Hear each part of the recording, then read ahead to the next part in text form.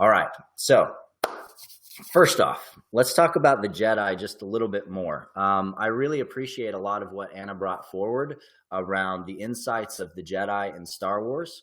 And I'd like to expound upon that and say, the Jedi is not just a concept that George Lucas came up with in Star Wars. There is a concept in ancient Egypt that is known as the Jed. And the Jed is the D-J-E-D, as we translate it, is known as the pillar between worlds. It's a staff in all of the drawings. And if you go to Egypt and you look at the hieroglyphs, you'll see an image that looks like a pillar and it goes up to the top. And then there's these three lines near the top of the pillar.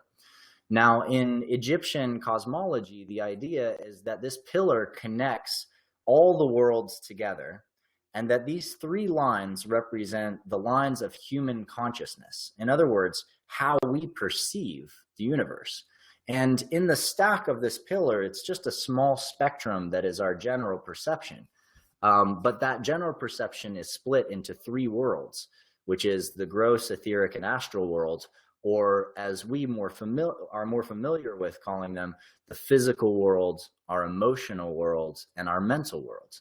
And if we understand that our reality and our perceptions of our reality are really sculpted by these three layers of our experience, then we also get to understand that we can change and adapt all of our experience just by changing our proficiency in dealing with experiences on each of these layers. What's also important to understand about these three layers is that in Egyptian magic, the understanding is that you can connect your physical, emotional, and mental layers together. And when you fully do that and you engage your spirit, which transcends them all, you begin to align yourself with your deepest purpose and your highest work in your life.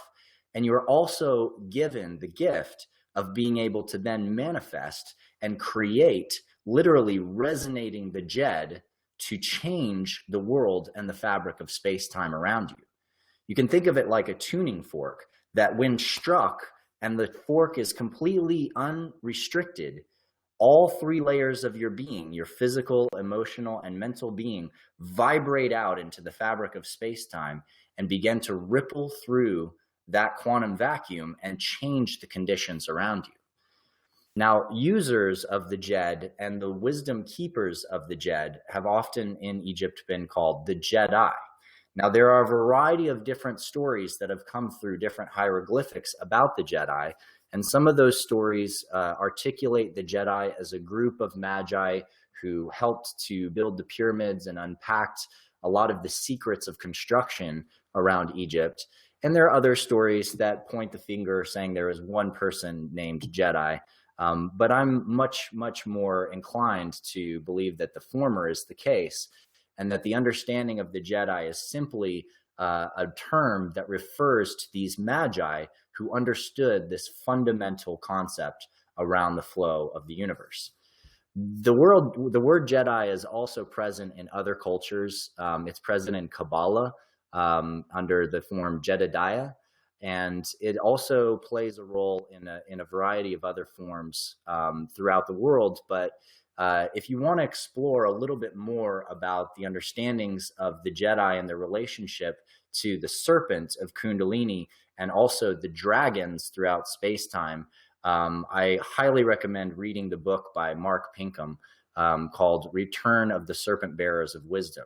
It's a fantastic book which covers a lot of the history of the dragon tribes on this planet and their spread from Lemuria through, or Mu more appropriately, through Atlantean civilizations and then out into different areas around the world. So that's a great resource for you guys to pick up when you have a chance.